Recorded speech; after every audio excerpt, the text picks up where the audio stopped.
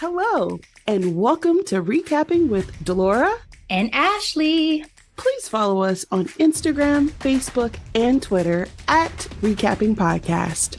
Also, rate, review, and subscribe to our show on your favorite podcast platform. We're on all the things.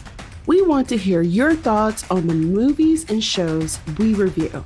Leave us a comment on Apple Podcasts or our YouTube channel, and we will read them during the show. Or reach out to us on social media. We love talking all things entertainment and pop culture with you. Thank you guys so much for listening. Thank you. All right, Delora, we are back. How you feeling? How you living? I'm doing great, Ashley. How about yourself? I'm good, and I'm excited because for this recap today, we actually have a special guest, one of my longtime besties. Yes. Tiffany is joining us. What's up, Tiff? Hey, Tiffany. Oh, what's up, everybody? How y'all doing? What's going on? We're so happy to have you. Tiffany is an artist and wears many hats in the creative community.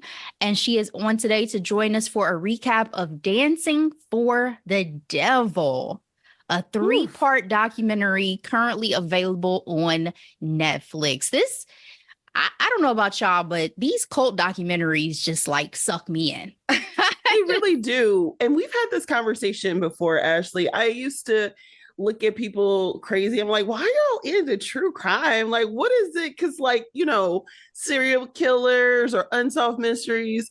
And I forgot who told me this, but they're like, you're into true crime too, Delora. And I'm like, what do you mean?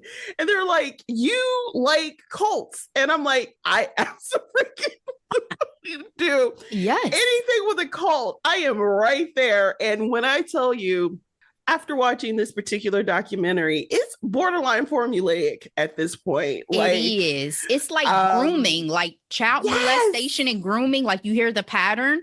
The more you watch these, there is such a pattern. Isolation. Girl, I got an entire list. I'm ready. Okay. I am ready.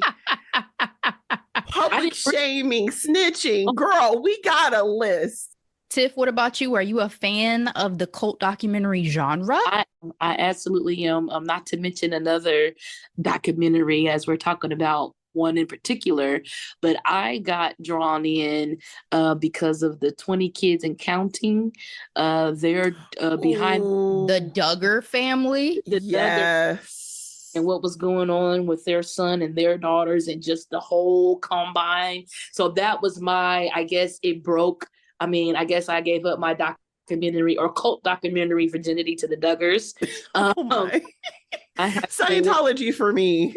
Ooh, but I did watch the Going Clear was the first one, but I've also watched a lot of Leah Remini, and y'all know I live in Florida currently, so Clearwater, the headquarters.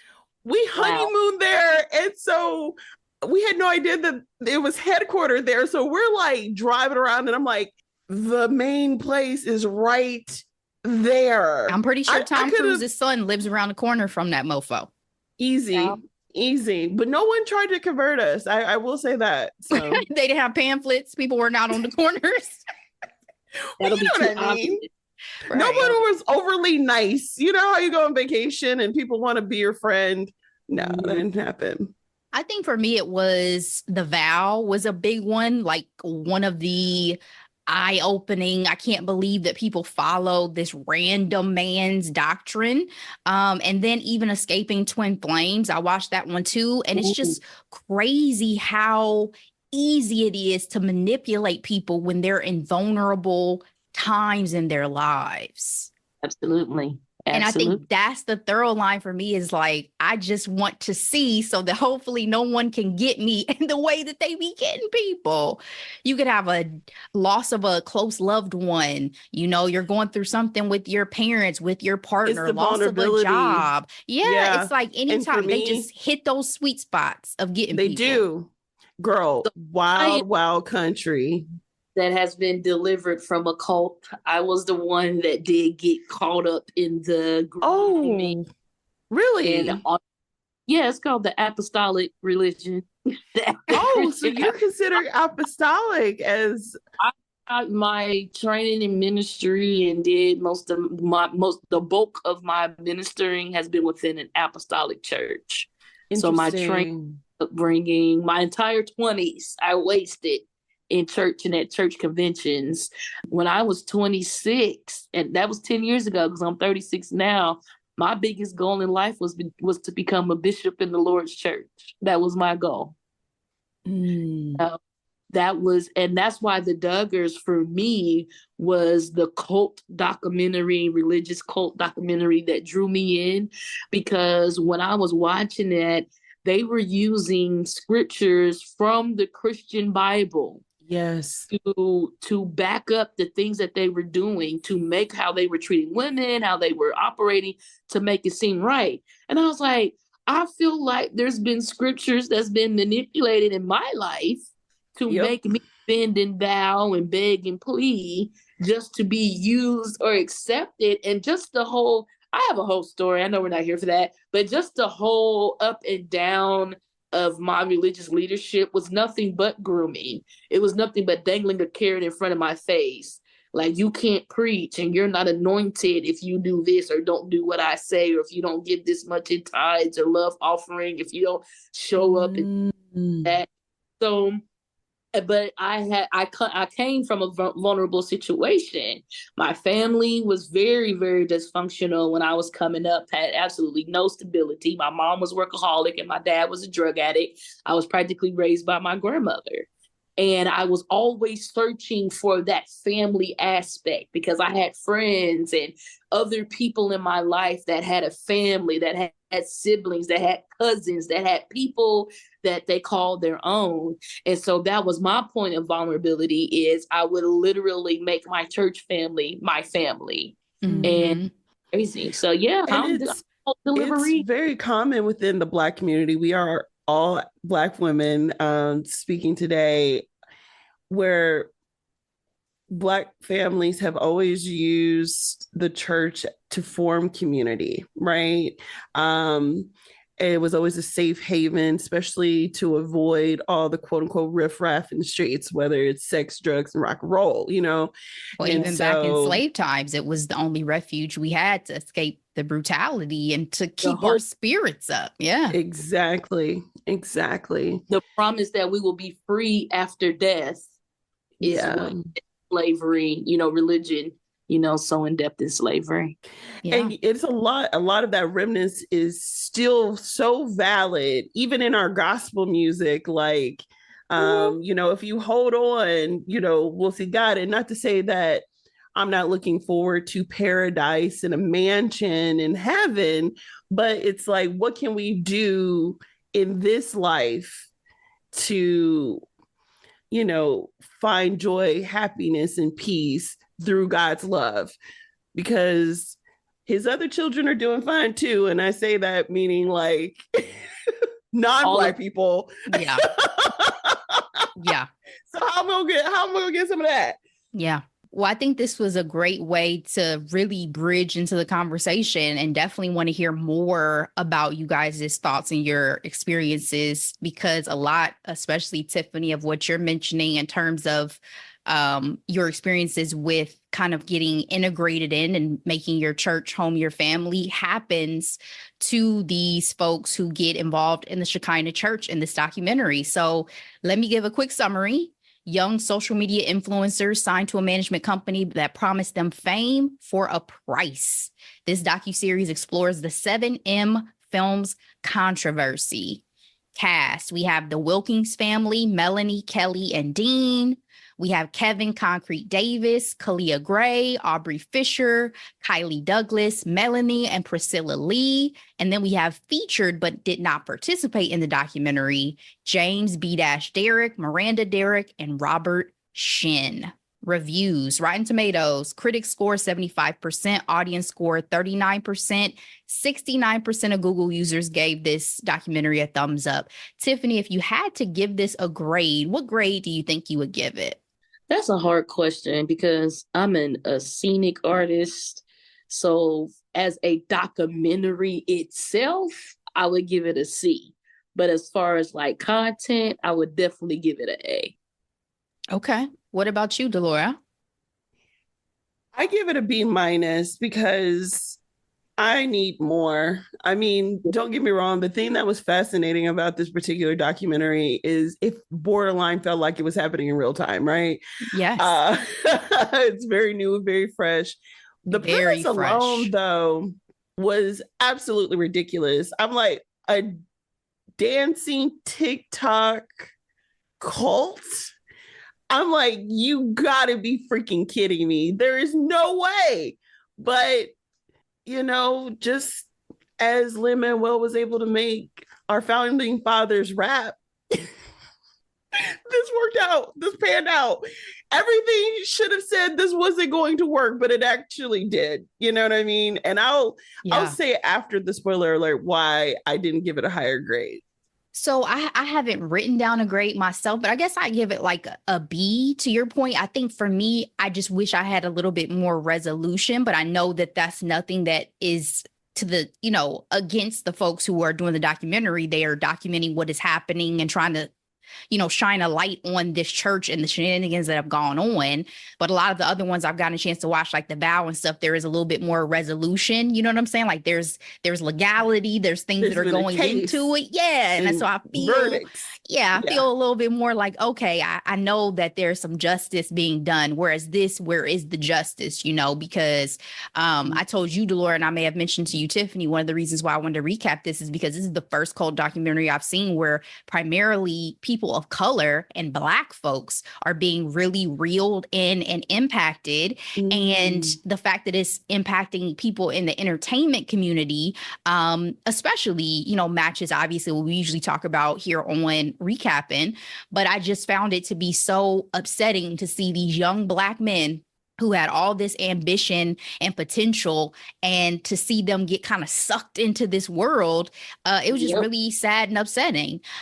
So I just wanted to, talk through it a little bit and get you guys' perspective. So spoiler alert, let's go ahead and get into the good of the documentary. So this is split into 3 parts.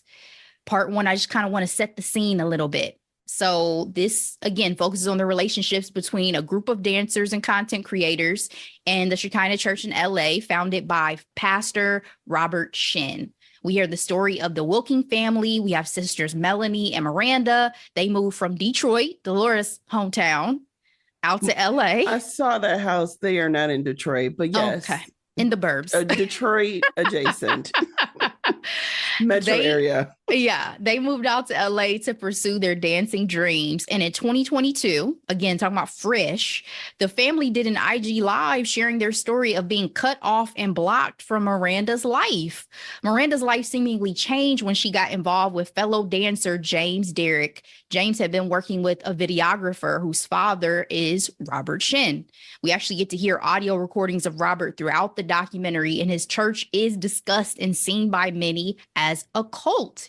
He decided to start a management company, 7M, to manage these kids' careers because they are struggling to keep up with the demands of, social media content creation and trying to make a living. He basically promised these kids wealth and salvation.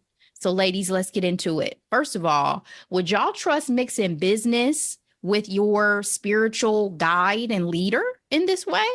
Not anymore. I have before. I was going to say people have for many years, and has that always panned out? I mean, me personally, as an adult now, I would have some trepidation, especially with the management company type of deal. And again, being a part of the church tithing is very important, and we'll get into it, I'm sure, but that just seems like you're in, you in my pockets. like it's a lot of attention. What'd you say, Tiffany? You're too much in my business. Just a little bit. And also, I guess as I was watching it initially, I was like, well, I guess it could come across as like, oh, this man is seeing my struggles. My pastor's seeing my struggles, and he just wants to step up and try to help me, in the best ways that he can. But at the same time, I think for some reason, for me as an adult, I'd be thinking like, but wait, what percentage do I have to give you? And like, what's the arrangement gonna be? And like, what does this mean for you that you're stepping into this lane? Do you even know what you're doing? Because honestly, management in entertainment, we've seen even when parents have tried to step in and manage their kids or something, it's a shark infested business. So like you have to have some level of business acumen to even really step in that lane. You know what I mean? Yeah. And growing up, there were a lot of entrepreneurs that I knew. And because of my families were entrepreneurs. And the one thing that other people did that I always just did not agree with personally, and you all can agree or disagree, but like saying, oh, I'm a Christian business and all that, this and that, I feel like that's just not a good look. And I say that because it's like, we are all human. We all fall short from the glory of God. Okay. But I mean, like, what are you saying? Are you still going to be able to do your job, product, or service the way I need you to do it? And if you don't, you're not really reflecting God in a positive light in that way. I've always been a Christian based off action. Like, and if you talk to me long enough, you know I know what I'm talking about. But just leading with that, I just always had trepidation about that personally. Yeah, that's exactly why I decided to retire my company, which it was faith-based, because it was too muddy. It was too much in the box. It was too many judgments and hesitations and reluctancies, because I was, quote unquote, under the banner of ministry, even though from the beginning, the whole premise was to be free, was to be yourself in ministry, hence the term ministry is me. But people don't get that. They feel like, oh, you're just a preacher. You're supposed to just do this. You can't be out here writing plays and producing plays and talking about issues that, you're supposed to talk about in church and stuff like that. So I do think there's a way for ministry and the marketplace to work hand in hand, but it's not a way for it to be one and the same. So what do you guys also think about the idea of airing your business out on social media? Because as I mentioned, the Wilkins family, who's really prominent in terms of their story and centering of Miranda and her possibly coming back. I mean, it felt very Surviving R. Kelly in this case of them trying to figure out where she is, find her, get her back, all of that.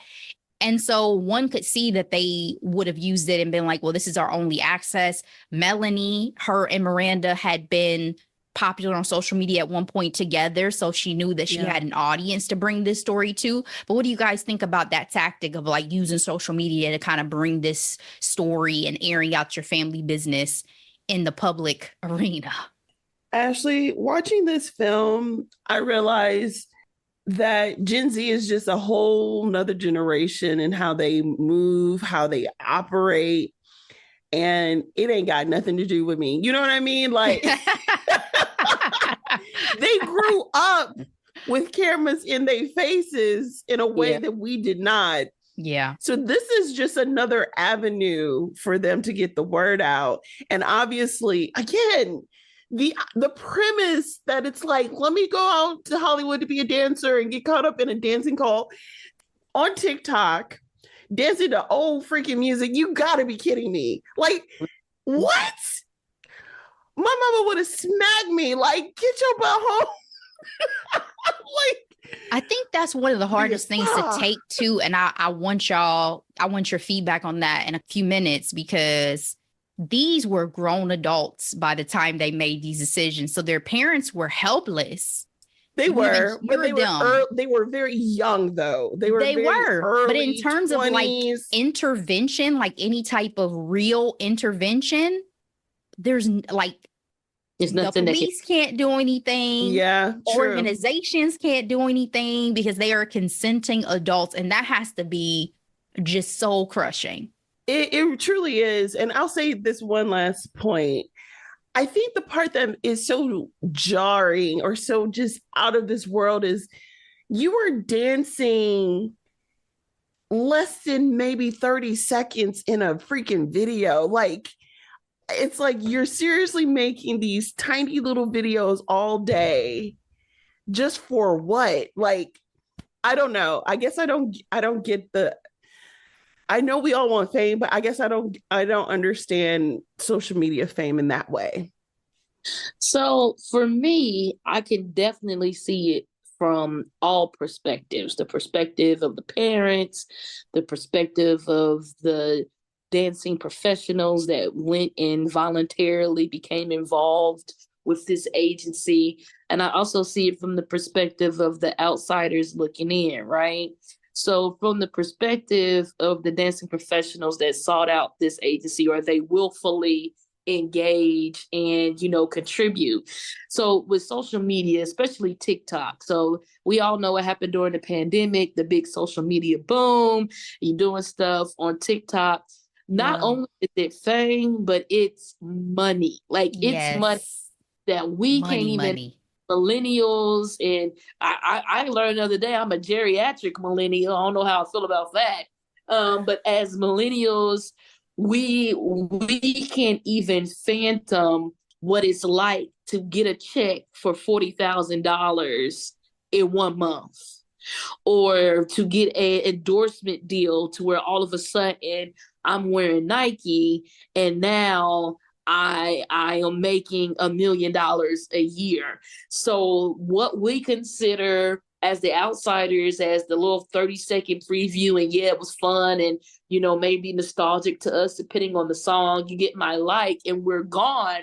That engagement alone is making them hundreds of thousands of dollars just because they engaged with me and was on my algorithm. So if I was that person, as a creative and as an artist, if I was 22 years old and I knew that I was talented and I had something and I had a way to go out here and make this money and become famous and get brand endorsement deals, sign me up. Sign me up, especially if it's laced in holiness and, lifestyle, richness and health, then yeah. As far as the direct question concerning the parents, I think that the joy of social media and free speech is that everyone has the opportunity to make their own personal choices and remain true to their convictions, right? As a parent, as a mother, I think, even if my daughter is 20, whatever, I think, because I understand the power of social media or whatever, I think that I would have, Tiffany Countryman, I would have engaged social media to blow this spot up, bring awareness, know that my daughter has the potential to see it, because I understand the power of social media. The power of social media is like when they used to put a lost child picture on a milk carton back in the 50s and 60s, right? Mm-hmm. Now, people like my sister or some of my close friends that have different preferences of lifestyle and privacy than I do, I know that they would not have, bombarded social media like that, put all the business out there like that. So I think that personal choice, just dwindles down to personal convictions and ideologies.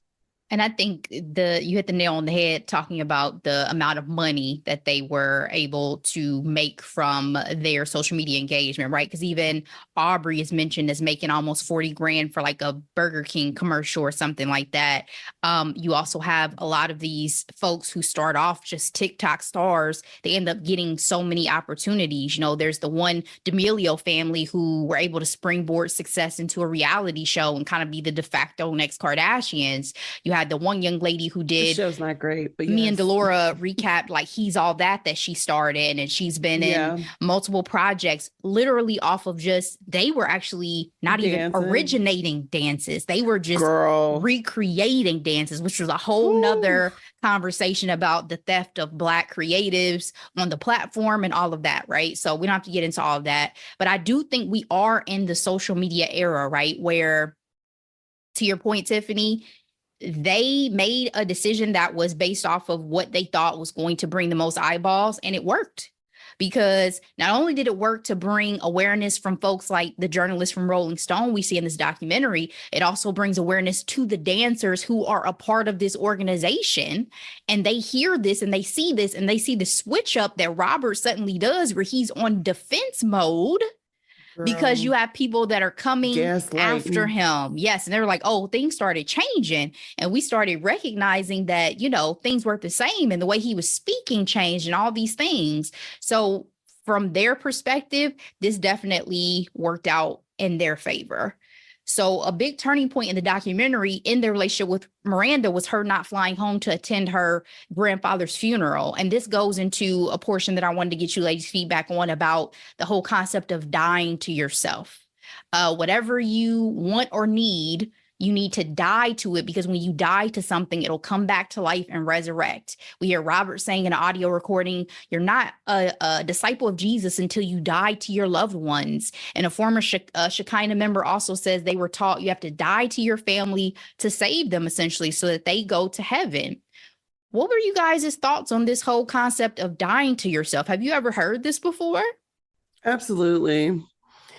And again, red flags whenever you go into an organization and they start separating you from your families and your friends. Exactly. Now, don't get me wrong. I do feel like there's a level of, there's a saying where it's like, you are who you spend your time around. So the 10 people you spend your time with, the sum of is essentially is a reflection of the sum of who you are. So I do believe, like, if people are doing some ratchet shit and you don't want to be a part of it, don't be a part of it, and we might have selective connections. I see you on the holidays, but we ain't talking every day. You know what I mean? Yeah, you're saying there's a difference between like having positive influences and negative influences that you may need to distance yourself from anyway. Equally yoked in that sense. And so, but yeah, it was the isolation plus like having people move in type of deal where I just was like, ooh,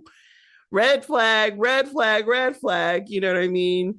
It's too much control, but it's easy to fall into it because it's a sense of security, a sense of community, and it's under the guise of faith, but God ain't got nothing to do with half the stuff. The fact that they were doing those little dinners, I was like, this feels like scenes out of a horror movie or something.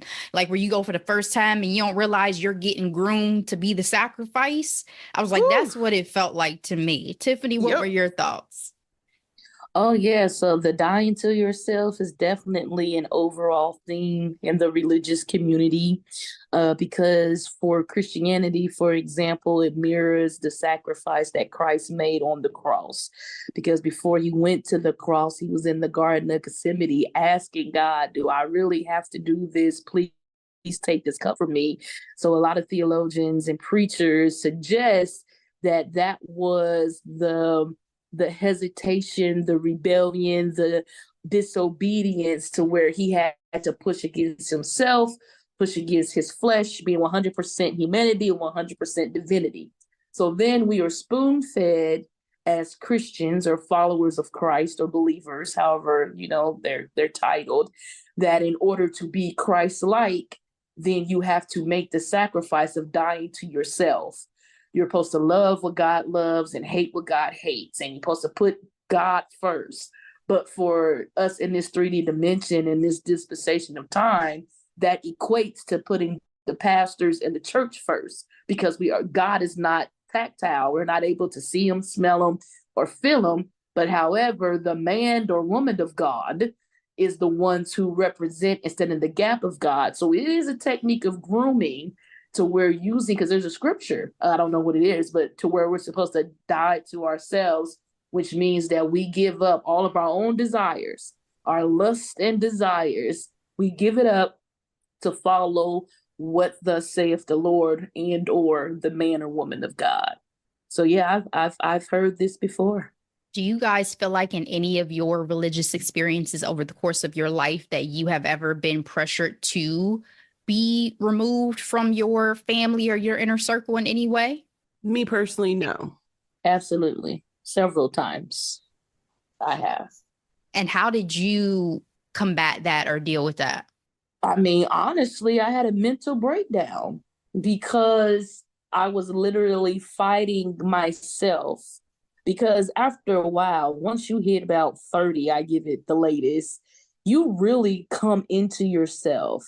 And if you're not being your true, authentic self, then it's going to be a battle because you've been wearing this mask, you've been living this lie for so long. And for me, like I said, the dangling carrot was right in front of my face, and I was willing to continue to deny myself. That's another term that's used in the religious sector, to deny myself so that I can continue to operate in the church. So it led to a mental breakdown to where I had to be honest, not only with the therapist, but with myself. Like, this is what's going on, and da da da da. And that was the best thing that could have happened, because it allowed me to start seeing reality. Because when you get caught up in these religious things and these quote unquote cults, you really disconnect from reality. Like, you are living in this manufactured, spoken world, to where if you operate like this robot or this clone, then you will get A, B, C, D, E, F, G. So it was a mental breakdown for me. I will say this. I do find it really dangerous when the man or woman of God sets themselves apart in a particular way where you have to garner favor from them, right? Like, that's when it gets really dangerous, because we have to realize, and I'm saying this as a, I was steeped in Christianity. And again, it really formed my opinion and my moral compass. And so I'm very grateful for the foundation that I have. But then it also required me, as I grew up, and as Tiffany mentioned, being in my 30s, I'm like, well, I'm an adult now. Like, I think it has done me so well, my relationship with God. But it's like, it was a part of me that didn't take a lot of ownership of myself, if that makes any sense, because I was always reliant on God all the time. And it's like, there's something, it's okay to know what you want out of life. And it's okay to ask God for direction, but asking for God for direction and waiting for him to open up the sky, that's a whole nother conversation. But I digress. What I'm trying to say is, we have to remember that these men and women of God are also serving the same God, and God could use you as well. And I think that's something that people tend to forget. You know what I mean? It's like God could use you just as much as he used, whoever is in charge right now, putting them on a pedestal and giving them more reverence than you do God. That's where the problem lies. Yeah, it's almost like idolizing, human beings in a very unhealthy way, believing that they're anointed, right? Believing that they have some type of, and they could be spiritual connection. And what I'm not saying, for this cult, that's a whole nother conversation, but like in these spaces, these overly religious spaces, I do believe God has blessed people and anointed people and things along those lines. It's just, how do they handle it? And I think what I realized as an adult is, like, these people are still very much human. Regardless, God does not give back his gifts to us, right? We are able to keep them. It's just how we use them. I even said this on the podcast before. There are some universal truths when it comes to us, our spiritual world. It just depends on how you use it, for good or evil, honestly. You know what I mean? Because like, there are some things that you hear done for evil. I'm like, technically, we kind of done it on the other side too. Just a different focus, different quote unquote intention, different kind of, you understand what I'm trying to say, right? Yeah. So I think again, this is coming like a lot of learning, unlearning, like, to come to these type of conversations. Absolutely. Well, I'm glad you guys both shared your perspective, because I kind of was no longer heavily involved in the church beyond maybe the age of 10 or something like that. So I was never in these conversations or aware that these conversations are necessarily going on amongst people, because I don't feel like people outside of necessarily these institutions have these conversations, if that makes sense. Like, I don't feel like me and my friends have sat down and talked about like, so what was your experience in church? Oh, and what was your experience in church? And what was yours? It's kind of like you may talk about it with the people that you actually attend that church with, or Tiffany, now that, you know, you've talked to me more about certain experiences you've had since you've kind of pulled back from it. But it's definitely interesting to hear different perspectives, even outside of, you know, this documentary or things like that, just to get a better understanding of kind of the things that people have gone through. Because, Delora, to your point, people can utilize religion and any other tool for good or for bad. And so hopefully the folks who truly are anointed and are and have a strong relationship and conversation with God are using their powers for good. So the Wilkins family tries to reach out and join with other parents to figure out how to get their kids out of this mess, right? And this is kind of what I wanted to go back to. Because of the fact that their children are consenting adults, they couldn't really find any help when they had conversations with law enforcement or had conversations with, you know, sexual assault and abuse support lines and things like that. And we see the lengths they go to. You know, they're looking at video and they're like, oh, I can tell she's by a water tower. Let me go find the 2 water towers in town. You know, again, parents, you know, it's like there's something about parents and the things parents will do. So as parents yourselves, how did you guys feel, and what lengths do you think you would go through to try to rescue your children? So personally, hearing the situation in the documentary, the whole, you know, the funeral, her not getting on the plane saying she has COVID, then when they get in there, like that, I would have done all of that. But when the father said she closed that car door down on him, that's when I would have taken my hands off of it. So my daughter currently is 10, and I'm just now learning the art of, okay, this is something I need to just put in God's hands, because I can scream, I can cry, I can lecture, I can take stuff away, put on punishment. I can do all of that. But until she gets it, it's not going to be God. And that is something that comes with experience. And I feel like for these parents, particularly in this documentary, they have had the opportunity to be very hands-on and controlling with their kids and their family life and providing for them and even giving them this opportunity to join this dancing, you know, cult, to where this is the first time where it's like, oh, I don't have control over this. And they're going above and beyond. Because the police have, according to the documentary, the police have gone over there. So she's not in any physical danger.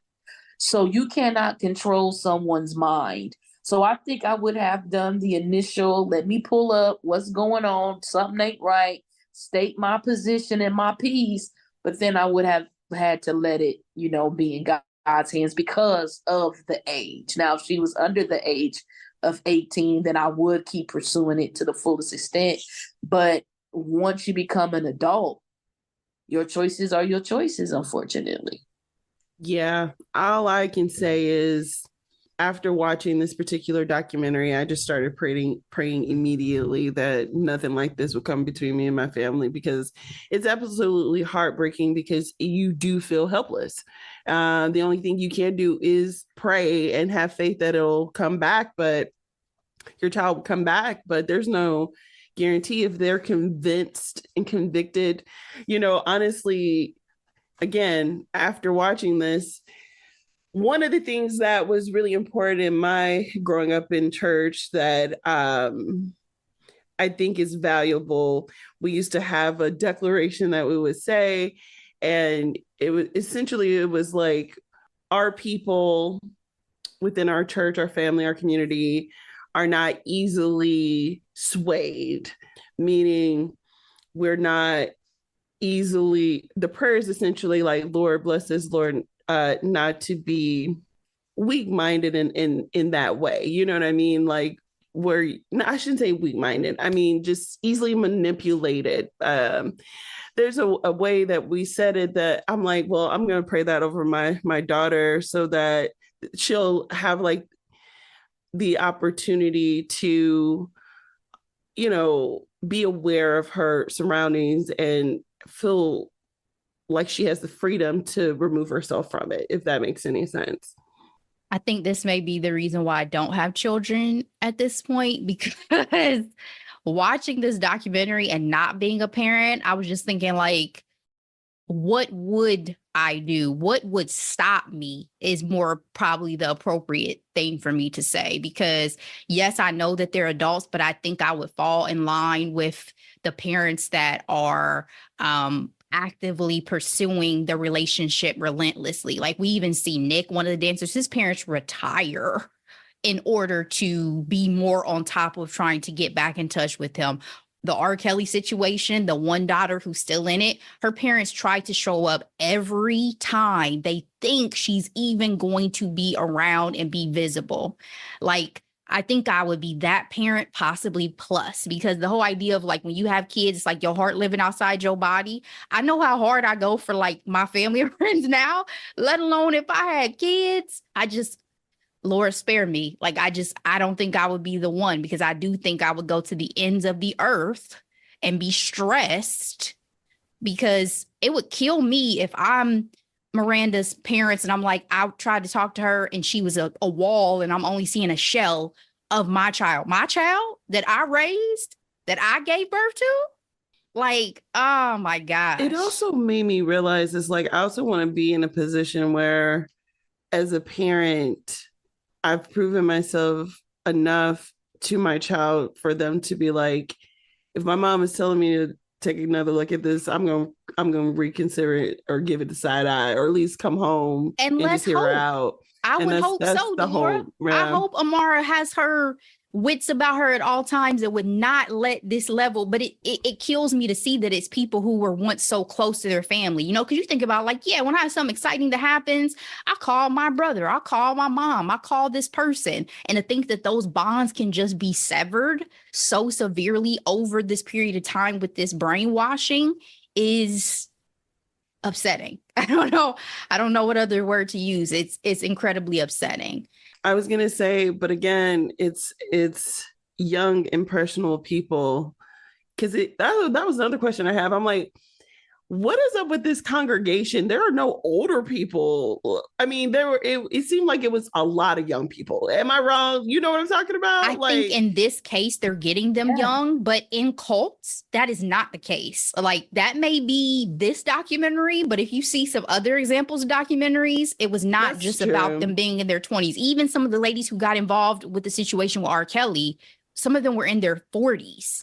You know what I'm saying? So I don't think there is necessarily that whole prefrontal cortex isn't developed yet, that I know our girl loved to say on the one recap that we did with Crystal. Black mama. Yeah, but I do think that, again, it's about finding people in spots where they are weak and they are vulnerable and they are sensitive. And you think about how many people are seeking a higher power, and how easy it is to manipulate people when they're looking for that spiritual guidance. Okay. And then something else that we have to take into account with this particular documentary is that he had a church at first and completely messed that up. And so it's like he got smarter and figured out how to work it and manipulate it to where he's not only has a church, but he has a church of moneymakers. Because after listening to the documentary, they were basically giving him 50% of their earnings. So I think it's just how with serial killers like Dahmer started off with just killing animals and then it progressed. I think this is the same way with this situation. That's such a good point. And we're about to go there next because we still have two more parts of this documentary, right? This one wraps up with Robert kind of panicking. He starts asking for the church members to sign NDAs. And, you have some of the dancers like, what the heck is going on? Why would I sign an NDA to go to a church service? And, they're realizing like, oh, this is a cult, right? And so then we move into part 2 and part 3, where we're hearing the story of the Lee sisters, Melanie and Priscilla, who were OGs in the Shekinah church, right? They were a part of the early days and there were only 15 members, and it was Robert and his family. And again, they were Korean. So they are coming into a community of Korean Christians who they think are going to offer them support and family, because these two young ladies, you speak about your home life, Tiffany, their dad abandoned them. Their mom was alcoholic with a gambling addiction. So they were looking for that sense of like stability and family that they didn't have at home. Right. And so for me, this is when the documentary really turned ugly, because we start hearing Their about story. these sexual exploitation allegations. Melanie was in the church for 11 years. Priscilla was in for 23 years. And it just felt like, again, they got them when they were so young, but then things progressed. Like you move them into the house, you start setting rules for them, you eventually separate them. Then we go into this whole, well, we need to please the man of God. And to your point, Tiffany, they started putting all the young members of the church to work at various businesses owned by Robert and would keep all the money. They told the story of one of the people that worked for Robert saying, hey, I'm ordering you checks, Priscilla, sign them all. And then she would be putting money in just to take money back out. I remember during this part too, I was like, there has to be criminality, because there has to be some level of financial fraud going on that y'all can nail him on. I mean, that breakdown alone on the finances, I mean, 30% of your check automatically going, and then you want to outdo other, your other peers, because it's like the more you give, the more you sow. That's how they preach. And when you didn't do what he wanted, he called you out from the pulpit, as they said. Public shaming. The church went through that prosperity doctrine. That was very rampant growing up. And I do believe in tithing. It's all the other situations where it gets kind of muddy. And some people are even of the opinion you can tithe to other places and it doesn't have to be the church. You know what I mean? So it is it has been very eye-opening to hear how people do that. But the way that young lady was told to just sign her checks like that. But again, I just felt bad, because when you hear that their mom, was an alcoholic and their dad left, it's like, these are the people, this is all they know. Exactly. And I mean, they were giving Priscilla, $80 every 2 weeks. That was her allowance. And she was working her ass off for these people. And they were taking 60 to 70% of the dancers' income that they were getting. So was this, to you guys, did this all come down to greed? Was, to your point, Tiffany, he was getting smarter and savvier about the ways to manipulate people to get what he wanted financially? Do you guys think that was his ultimate motivation? I think in stuff like this, it's all about power and ego. I think that money just comes along with it. I think it's an added bonus. There is something that is mentally triggered in individuals like this that enjoy other human beings being at their will and at their power. The fact that he was able to tell her to sign her checks and she did it, it wasn't the greed, it was the power. The fact that they still kept showing up to church and praying and believing that what they were going through was God's, testing journey for their life, that's power. So I think that in situations particularly like this, it's power and ego for sure. What about you, Delora? I think it's funny that you say that, Tiffany, because I literally have in my notes about Robert, for him, you haven't mentioned this yet, Ashley, but for him to be like, you not only need to be safe, but you need to come through me, is the biggest red flag I think I've ever saw. Because it's like, who are you? Who are you to be the only person? And again, all the games from taking their money to the sexual assault. I was like, he is a man with human flaws. And the three I have is greed, lust, and power. Multiple sins. The sexual assaults, soliciting sexual favors. He basically used Priscilla as a sex slave. She basically stayed in a room for 10 years doing what he wanted to her own detriment because she was getting physically ill. She was physically assaulted by his wife. It was just a lot to have to process and digest that these young ladies went through. And you see how much of a impact it also had on their relationship even to this day. So I want to talk about that scene where the two sisters sit down and have a conversation because Melanie is upset that Priscilla showed up late to her daughter's birthday. And Priscilla says, "You're expecting me to be normal. I am not normal." What did you guys think about that conversation? It was such a real conversation, and I'm glad they had the opportunity to have it. The fact that Priscilla was even able to articulate it, I thought was pretty impressive because it gutted me. She was like, "I tell you every day that I'm contemplating unliving myself, and you're upset that I'm not on time. Which one do you want?" And I was like, yo. I think of everybody in the documentary, everybody pulled at my heartstrings, but there's a special place in my heart for Priscilla.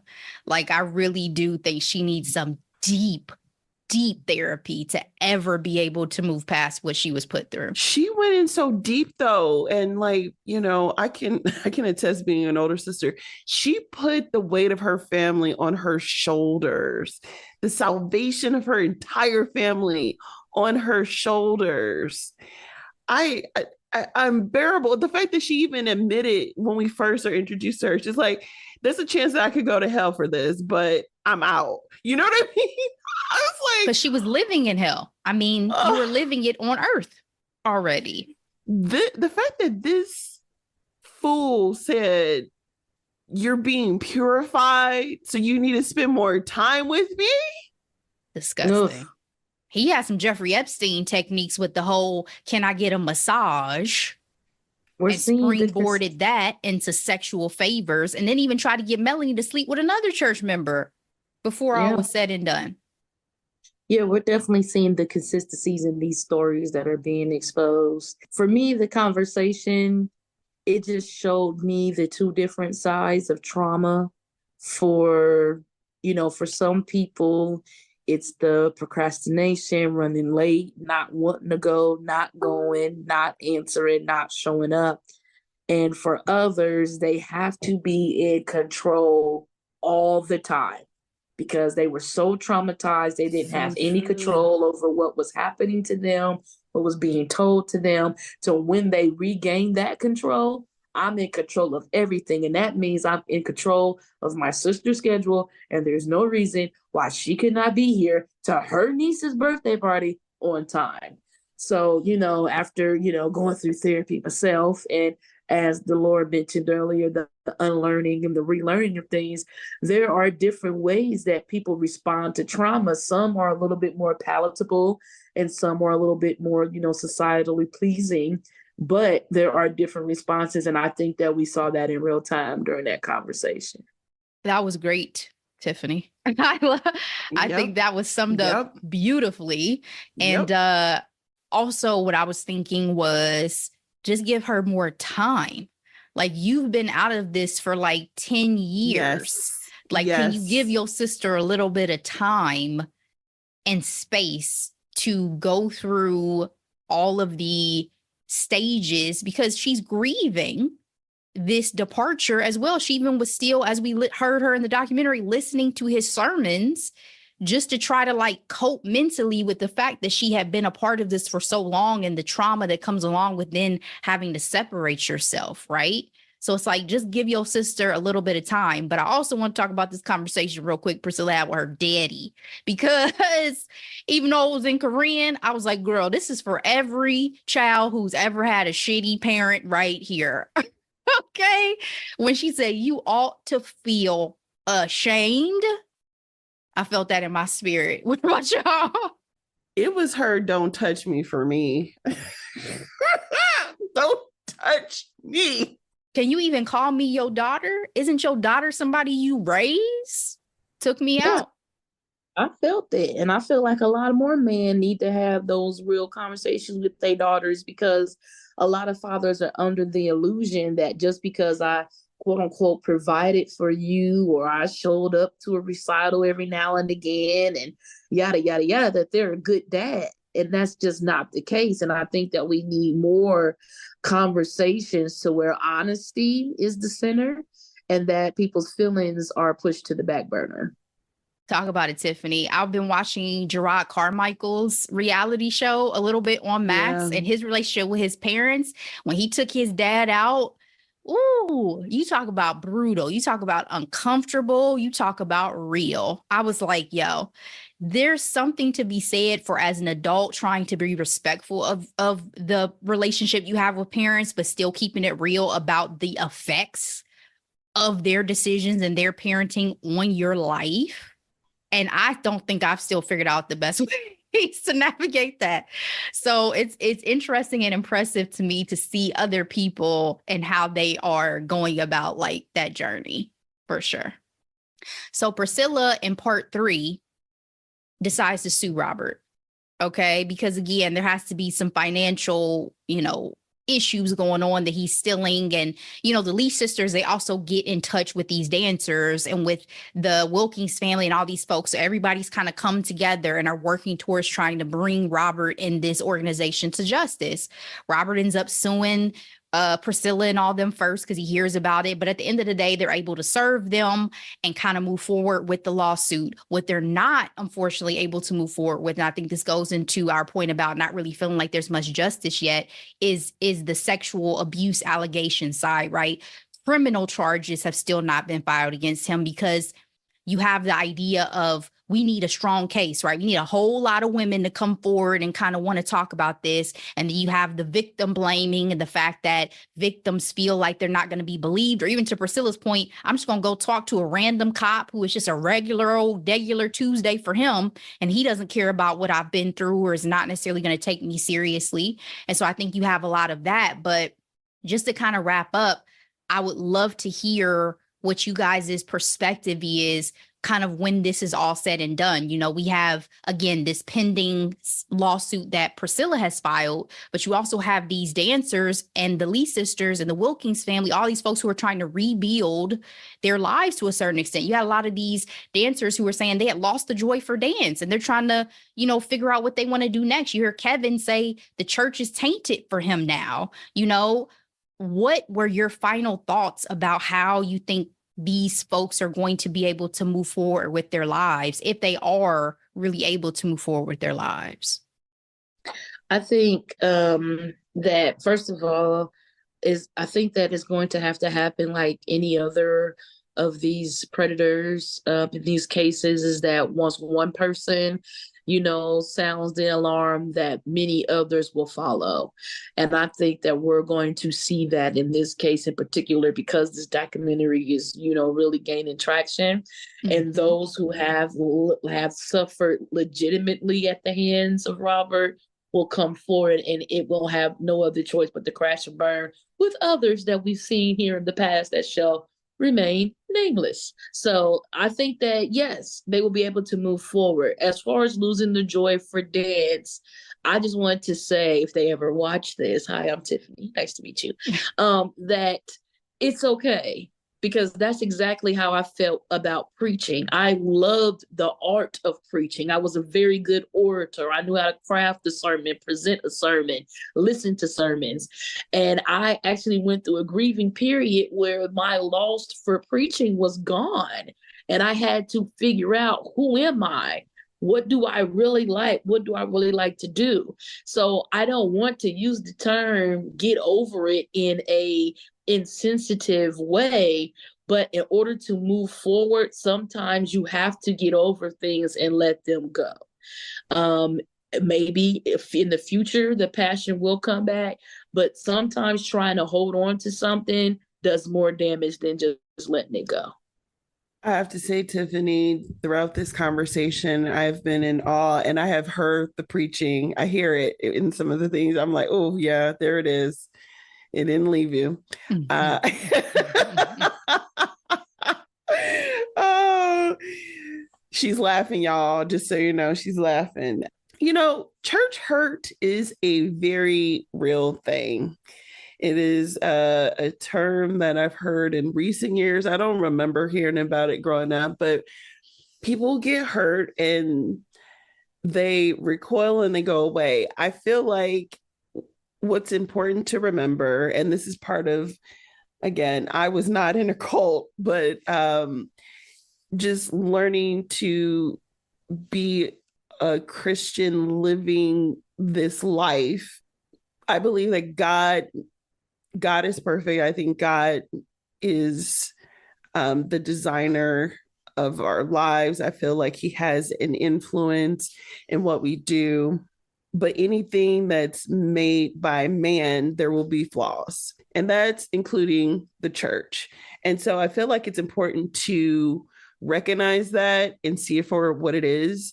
There will be no perfect church. There will be no perfect, person. The only perfection is Jesus and God, the Trinity, however you want to go through this conversation. This is part of my faith base, so I'm speaking from my understanding and my belief. But once you're able to learn that and understand that, I think they will be able to come back. I wouldn't, my hope for them is that they don't reject God from this experience and understand that this was all man-made, and that this man, Robert, like most cult leaders, is very charismatic and influential. He's no different from politicians, you know what I mean? He was just using his gifts from God to prey on people, and he will be judged for that. Absolutely. Thank both of you ladies for your thoughts on that. Tiffany and I have spoken about church hurt, so if she has more on that coming up in the future. Any final thoughts, ladies, before we move into our hidden gems? This was very interesting. Like I said, coming in, I was like, I was going to avoid this documentary if it wasn't for you making the recommendation that we watch for the podcast, because I'm like, this premise seems too ridiculous. And in some ways, I wonder if it's giving people like Miranda too much attention. You know what I mean? Well, she's also getting death threats. So I can't say that I think it's necessarily been a positive. I think what I hope for all the folks who are still involved is that this shakes them up in a very important way. Will they completely leave at this point? Maybe not, but maybe it'll jog something in their head. Because part of me feels like Miranda got sucked in twofold. She got sucked in with faith. She got sucked in with love. I think if her man had not been involved, she would have been less likely to still be involved in the church to this day. That's what I think, personally.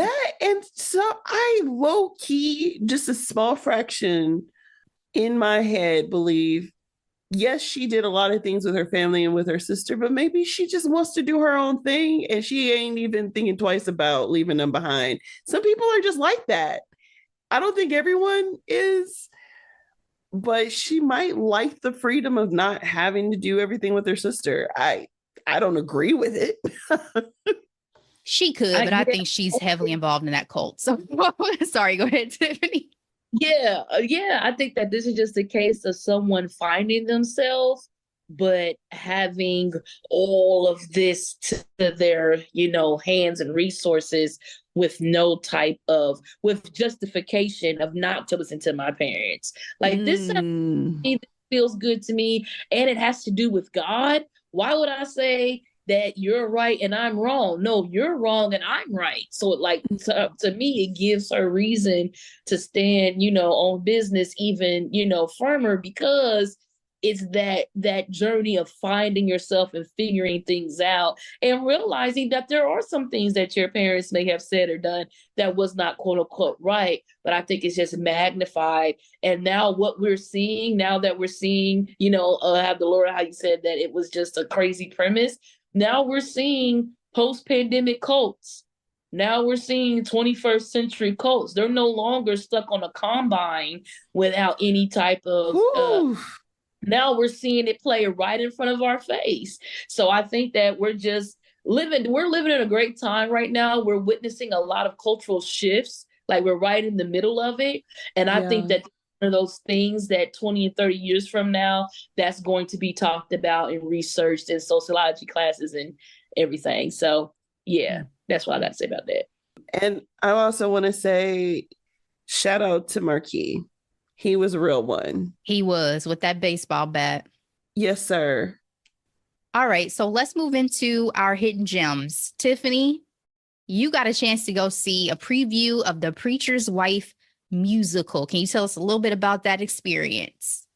Yes, I did. Yes, I did. So I was able this past weekend to go and hang out in Atlanta, Georgia, at the Alliance Theater in Midtown Atlanta, to preview The Preacher's Wife, the musical. Now, it went on a preview tour last year, and it was picked up by the theater, the Alliance, and we're still waiting here if another regional theater is going to pick it up or if it's going to move on to Broadway after this run. But what I would say is that sitting there was absolutely amazing, especially for this geriatric millennial, because we all know as Black geriatric millennials that The Preacher's Wife was a staple in our movie collection.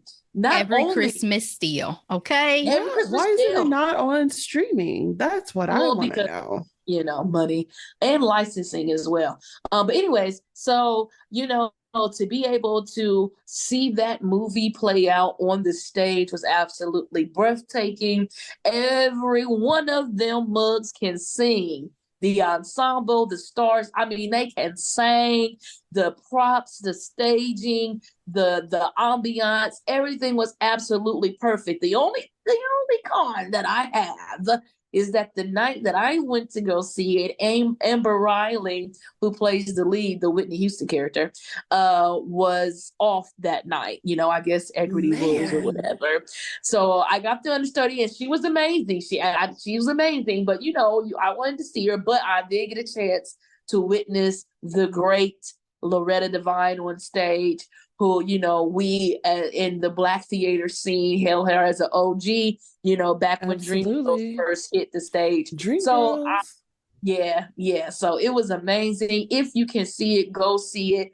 The storyline is very close. Of course, there's some things that changed for the stage, but the storyline is very close. Great singing, great acting. The Preacher's Wife, the musical. So did Loretta sing? Yes, she did. Yes. They had church, like the church scenes was like for real church, like they was churchy.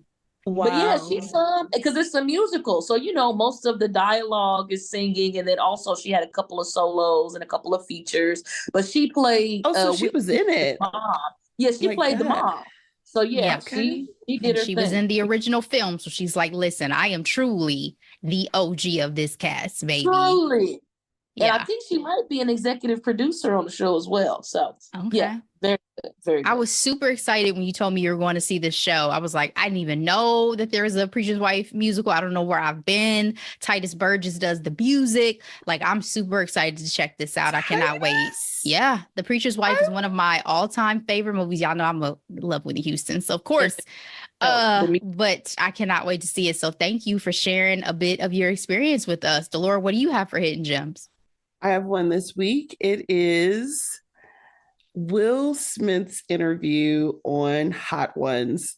I've talked about Hot Ones multiple times on this podcast because it's actually one of my favorite interviews. The fact that like legit megastars are doing it. We had everybody, of course, legendary Viola Davis, but even before her, Idris Elba. His memes of Hot Ones is still one of my favorites. And Will being brilliant and funny, he made reference to Idris episode. But this was great. I will say the most impressive Hot Ones though I've seen by far would have to be Queen Latifah, because she ate those chicken wings and just very calm, very composed. Will Smith was in tears at the end of his interview. he couldn't, he legit could not see. And I was just like, this is hilarious. And I also, solidified my love for Will because all his pieces were flats forever and always. And I just realized on some menus they call them flaps with a piece. I was like, hold on, am I saying it wrong or y'all spelling it wrong? And they were like, oh, it's interchangeable. I said, if y'all don't put flats on this menu, because what's a flap? Exactly. So when I go get wings, it's flats only, baby. So I'm right there with you, Delora. Exactly. And I love that. I don't know how Hot Ones is still making it, because if I was a celebrity, I think at one point I was arrogant enough to think like, I got it. No, not anymore. The way my stomach is set up, I don't think I'd make it past 2. Exactly. Well, thank you for that share. I have 2 this week. Neither are US based projects, which is fun for me. Both are on Amazon Prime. First one is Maxton Hall. I've had this in my back pocket for a little bit because I always it's see on it. My list. Yeah, and I'm like, let me finally give it a shot. I'm in the mood to read some subtitles today. Okay, it's a German show. It's based off of a book series by Mona Kasten. Delora, it's enemies to lovers, baby. Yes, I know. It's a fun one. Is it good? It's good. I loved it. It was 6 episodes. It's already been renewed for season 2, I believe. But I was like, I'm about to go listen to the books now. There's no English translation yet for these books. Wow. I'm going to need an English publisher to pick up these books now with the success of this series, because I was so ready to use my Audible credits and start listening to this. They were ready. I was ready. Okay. But the show was good. Advice. How many credits you got stacked up, Ash? I think I got like 2 or 3, girl. I think I got. Okay. But y'all, not that bad. Audible is having a massive sale. So if you want to buy a book for like $4, you can do it type of deal right now. Okay, good to know. All right, and my second is the Flatshare. This is based in the UK. It's a unique premise. Okay, I didn't even realize it was based off a book. But to save money, 2 strangers, a man and a woman, to note, share an apartment schedule where they never meet. I think she's on 8 p.m. to 8 a.m. He's on 8 a.m. to 8 p.m. They communicate via Post-it notes while navigating their unusual agreement, relationships, lives. 6 episodes as well. Thumbs up, up, up, up. I love the 2 leads in this cast. One of them is actually from, what's the really popular British show that I always blank on? Downton Abbey. What? I was going to say, from Downton Abbey. Because I started it and I still have never finished Downton Abbey. I think I got sucked in and then something took me back out. And now I'm like, I need to start it back from scratch. You'll enjoy it. It's up my alley. It has my name written all over it. I just have not done it. It's a lot, though. What's interesting is they chose the man of color in the show, and that's not the case in the book. Oh, see, he's my flavor. So I loved it, especially they had him with his little shirt off a lot. I was like, okay, you better do your thing, sir. Was there a convict in the show? His brother. Yeah, okay. His brother, not to give much away, his brother was going through some things in the series, but it was so good. I thought they had such good chemistry. I love the whole Post-it note thing. I was like, I want to start writing people Post-its. Okay. Yeah. So I enjoyed both of these. Rom-com-ish, very cute. Y'all go ahead and check it out. Gives you a little palate cleanser from cults and all that ish. So let me tell y'all this was a lot today. We appreciate y'all sticking with us. Tiffany, thank you so much for joining us for this recap. My pleasure. Thank y'all so much for the invitation. I think it's dope what y'all do for the culture. And thank you so much for allowing me to express my views on this daggone cult documentary. Thank you so much. Loved having you. We'll have to have you back in the future for more. But that is it. That is all for today, guys. We'll get out of here. Please share this episode with everybody you know. We appreciate it. We'll be back. But in the meantime, as always, be blessed. Bye.